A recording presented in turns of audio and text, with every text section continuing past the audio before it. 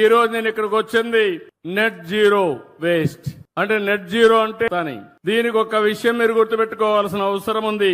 ఒకసారి బుద్ధుడు ఆయనగా ఉండేవాడు, శిష్యులకంతా కూడా తత్వ బోధ చేస్తూ దగ్గరకు వచ్చి, గురువు గారు మీరు ప్రపంచుడు అంటాడు.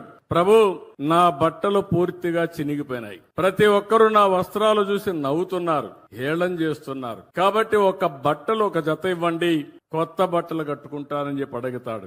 అప్పుడు బుద్ధుడు ఆలోచించి కొత్త వస్త్రాలు ఇమ్మని ఆదేశాలు ఇస్తాడు. శిష్యుడు చాలా ఆనందపడిపోతాడు. ఆ నుంచి గదిలో నుంచి వెళ్లిపోతారు. కొద్ది రోజుల తర్వాత వాడుతున్నాడో కనుక్కోవాలని మళ్ళా పిలుస్తాడు. కొద్ది రోజుల తర్వాత పిలిస్తే నేను కొత్త బట్టలు అడుగుతాడు. దానివల్ల శిష్యుడు చాలా ధన్యవాదాలు గురువు గారు, కొత్త వస్త్రం వచ్చి చాలా సౌకర్యంగా ఉంది, ఇక నాకు ఎలాంటి కోరికలు కూడా లేవు, చాలా ఆనందంగా ఉన్నానని చెప్పి అంటాడు. అప్పుడు బుద్ధుడు అంటాడు, నీ కొత్త బట్టలు ఇచ్చాను, అవి వాడుతున్నావు, అసలు నీ పాత బట్టలు ఏం చేసావని అడుగుతాడు బుద్ధుడు. అప్పుడు శిష్యుడు కూడా చాలా తెలివైన వాడు. శిష్యుడు అంటాడు, గురువు గారు, నా పడక బొంతలో పూర్తిగా చెడిపోయి అది సరిగా లేదు, అందువల్ల నా బట్టలు దాన్ని కుట్టుకొని నేను బెడ్ వాడుకుంటున్నాను అని శిష్యుడు చెప్తాడు. అప్పుడు బట్ట ఏమైందని అడుగుతాడు. దానిపైన ఆ బొంతను తీసుకొని కిటికీకి కట్టనగా కట్టాను గురువు గారు అని చెప్తాడు.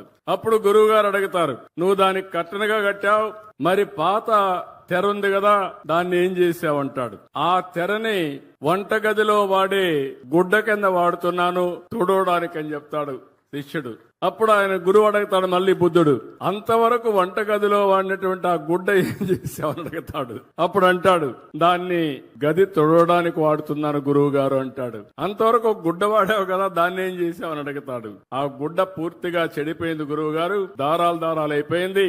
అది తీసుకొచ్చి మన కొవ్వు దీపాలు పెట్టినప్పుడు ఒత్తులు తయారు చేస్తాం, ఒత్తులు తయారు చేశాను, ఇక్కడ వెలిగే దీపం గురువు గారు నీ ముందర నేను వదిలిపెట్టినటువంటి ప్రపంచంలో ఏది కూడా వేస్ట్ కాదు. సారాంశం మీరు గుర్తుపెట్టుకోండి. ఒకటే మిమ్మల్ని అందరినీ కోరుతున్నా, ఎట్టి పరిస్థితుల్లో సింగిల్ యూజ్డ్ ప్లాస్టిక్ ని మనం ఎక్కడికక్కడ కంట్రోల్ చేయాల్సిన అవసరం ఉంది. దీనిపైన ఒక యుద్ధమే చేయాల్సిన